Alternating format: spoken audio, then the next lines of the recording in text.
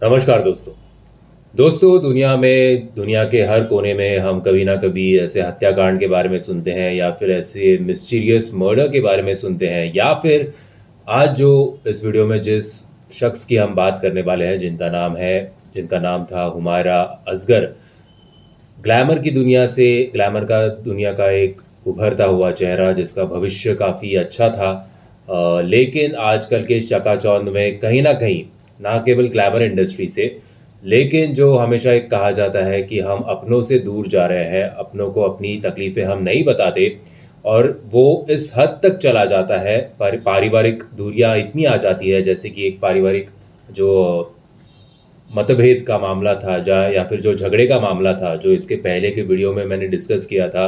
वो full story मैंने आपको बताई थी। वो स्टोरी थी राधिका यादव की, कि किस प्रकार समाज के तानों से परेशान होकर एक बाप ने अपने ही बेटे के छाती में 4 गोलियां दाग दी। उसके ऊपर वो स्टोरी थी। अगर आपने वो वीडियो नहीं देखा होगा तो उसकी लिंक आपको नीचे डिस्क्रिप्शन बॉक्स में मिल जाएगी।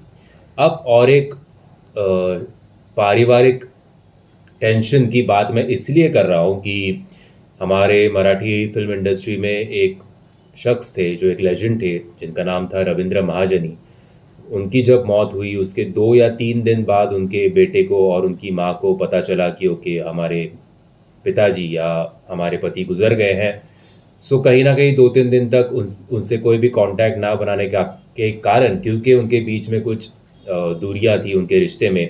ठीक उसी प्रकार से हुमायरा असगर, इसके बारे में भी ये कहा जा रहा है कि चलो, ये तो जो अभी मैंने आपको एक एग्जांपल बताया वो केवल 2-3 दिनों का था, लेकिन अभी जो मैं बताने वाला हूँ हुमायरा के बारे में, कि उसकी मौत के 9 महीने बाद तक उसके परिवार में से किसी को पता नहीं चला, कि हुमायरा के साथ कोई कांटेक्ट बनाने की किसी ने कोशिश भी नहीं की।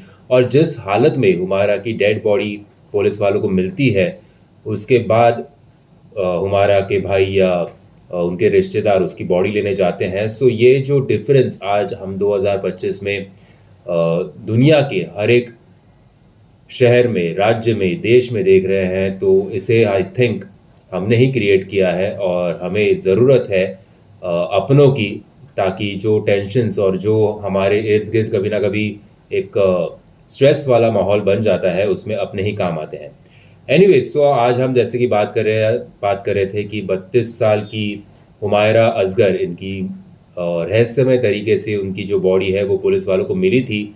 और वो बॉडी किस प्रकार से मिली, क्या क्या पुलिस वालों को देखना पड़ा, और पुलिस वाले सबसे पहले गए क्यों थे हुमायरा के घर में, आज के इस वीडियो में हम बात करते हैं। सबसे पहले, जिनको मालूम नहीं होगा कि हुमायरा असगर ये असल में है कौन, तो ये पाकिस्तान की एक एक्ट्रेस है जो पॉपुलर थी अपने टीवी शोज और रियलिटी शोज के कारण। 32 साल की इनकी उम्र थी। सोशल मीडिया मतलब इंस्टाग्राम पे भी इनके अच्छी खासी फैन फॉलोइंग थी, ऑलमोस्ट 7.25 लाख के आसपास। और अक्टूबर 2024 तक ये व्हाट्सएप पे एक्टिव थी, और सितंबर 2024 तक ये इंस्टाग्राम पे भी एक्टिव थी।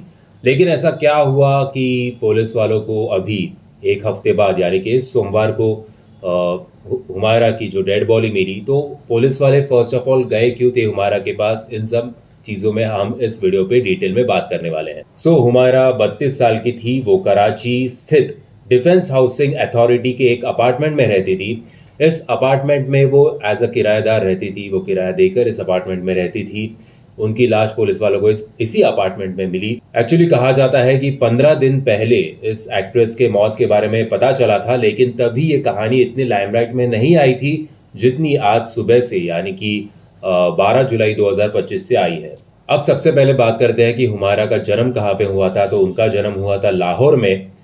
वर्चुअल एंड परफॉर्मिंग आर्ट्स में इन्होंने ट्रेनिंग ली थी। इसके अलावा आर्ट एंड डिज़ाइन में उन्होंने पढ़ाई भी की थी। 2013 में हुमायरा ने अपने मॉडलिंग करियर की शुरुआत की थी, और इसके बाद टीवी पे वो नजर आए, जिसके टीवी शोज का नाम था लाली बेगम चल मेरे दिल। इसके बाद 2015 में उनकी डेब्यू फिल्म आई थी। आखिरी बार 2021 में फिल्म लव वैक्सीन में उन्हें देखा गया था। हुमायरा का एक पॉपुलर रियलिटी शो था जिसका नाम था तमाशा घर, यानी कि अपने भारत में जिस प्रकार से बिग बॉस ये रियलिटी शो होता है, ठीक उसी प्रकार से पाकिस्तान में तमाशा घर ये रियलिटी शो उनका काफी फेमस हुआ था। और इसी के साथ साथ एहसान फरामोश इस शो में भी वो नजर आई थी और उसमें भी वो काफी पॉपुलर हुई थी।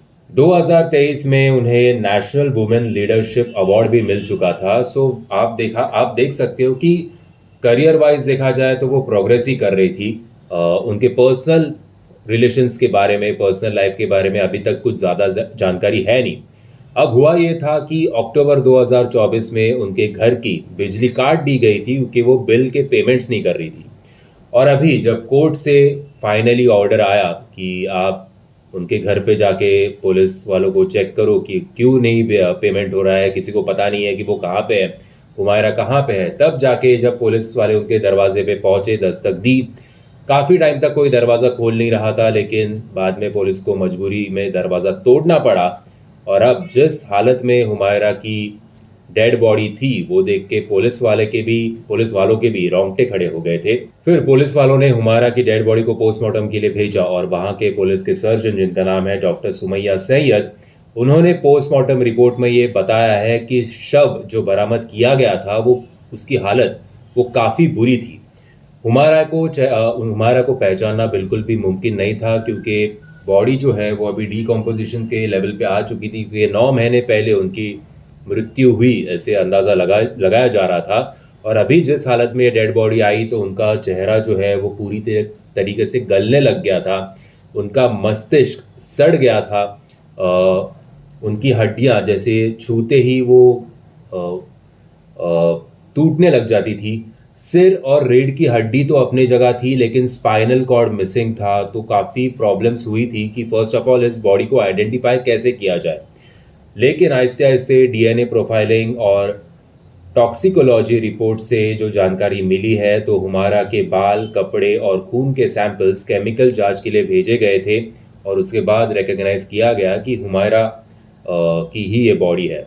स्टार्टिंग में हुमायरा के रिश्तेदारों ने तो बॉडी लेने से पूरी तरीके से रिजेक्ट कर दिया, पता नहीं क्यों, लेकिन बाद में हुमायरा के जो भाई हैं वो अभी वहाँ पे पहुँचे हैं हुमायरा की बॉडी को फैमिली के हवाले लाने के लिए। अब जो पड़ोसी है, पड़ोसियों का कहना है, जो उस बिल्डिंग में रहते हैं उनका कहना था कि हुमायरा ज़्यादा किसी से बात नहीं करती, तो हम लोगों ने कभी नोटिस नहीं किया कि हुमायरा बिल्डिंग में एक्टिव है या नहीं है, वो घर से बाहर आ रही है कि नहीं है। लेकिन एक पड़ोसी ने एक बात कही थी कि जो लैंडलॉर्ड थे उसके घर पे जिससे वो किराए पे रह रही थी, तो उनके साथ हुमायरा की ज़रूर अनबन कुछ ना कुछ हुई थी। अब प्रॉब्लम इतना ही है कि 9 महीने बाद बॉडी इतनी डीकम्पोज होने के बाद एक्चुअली उनकी मौत का कारण क्या था? क्या वो नेचुरल तरीके से में उनकी मौत हुई थी या फिर वो किसी हत्याकांड की शिकार थी? ये फिलहाल इसका अंदाज़ लगाना, इसका अनुमान लगाना बहुत ही डिफ़िकल्ट है। हमारी हमेशा सबकी ख्वाहिश यही होती है कि अगर कोई अननेचुरल तरीके से किसी की मौत हुई, ख़ास करके एक सामने वाले इंसान की वजह से, तो उस सामने वाले इंसान को जेल के पीछे ही होना चाहिए। लेकिन अगर इसमें कोई घात-पात हो तो पता नहीं अब वो कैसे इस मामले में डॉक्टर्स इसकी जांच करेंगे, पुलिस भी कैसे इन्वेस्टिगेट करेगी। लेकिन फ़िलहाल 15 दिनों के बाद ये मामला जो है वो आहिस्ते-आहिस्ते लाइमलाइट में आ रहा है और शायद इसी मीडिया के प्रेशर की वजह से पुलिस अपना इन्वेस्टिगेशन थोड़ा और टफ कर दे और डॉक्टर्स भी, ना केवल पाकिस्तान में लेकिन उनके जो कुछ सैंपल्स इकट्ठा किए गए हैं वो फ़ॉरेन भेजकर शायद कुछ इनकी मौत की किस प्रकार से इनकी मौत हुई है इसकी वो जांच कर पाए। दोस्तों, अगर आपके पास इसके बारे में कोई एडिशनल जानकारी होगी तो कमेंट्स के माध्यम से हमें बताना। जय हिंद, जय महाराष्ट्र।